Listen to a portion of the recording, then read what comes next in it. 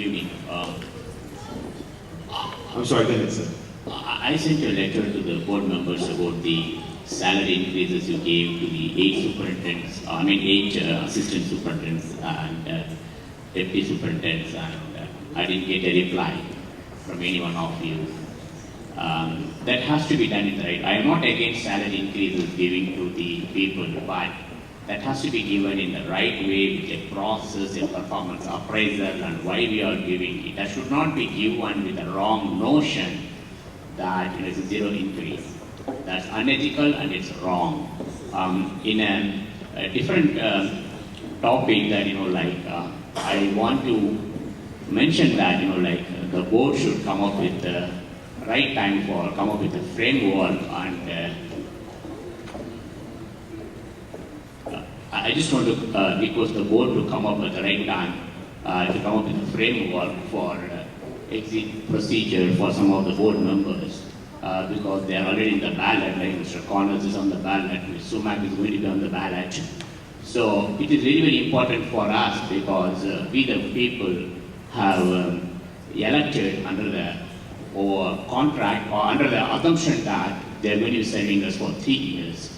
And if they are leaving, I understand people will leave for different reasons, but leaving under the notion that this is a stepping stone for politics and we are sending a wrong message to the forthcoming board members. So that has to change because you need to have some kind of a contract in place for 3 years because assuming that you're going to replace some of the board members and next year you'll have 4 board members we have to elect and one of them is going to run only for 2 years. And that is going to confuse a hell lot of the ballots in the position over there.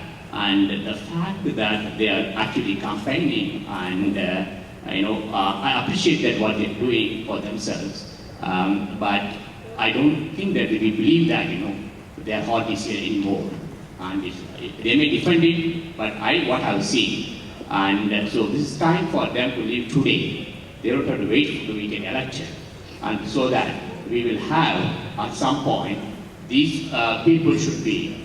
We can appoint and we can continue the business for the rest of the year. And I also request that the assets, that intangible assets that they have developed, knowledge that they have developed over a period of time, if they are going to use it for their campaign, the board has to put in some kind of restrictions that they cannot be used for their own contacts or anything but for their own personal gains. This is very serious because we the people elected them to do something here and they cannot use that for a self-serving purpose to use it to somebody else. I request the board to look into it, some kind of an exit procedure, some kind of restrictions for whoever is coming here often.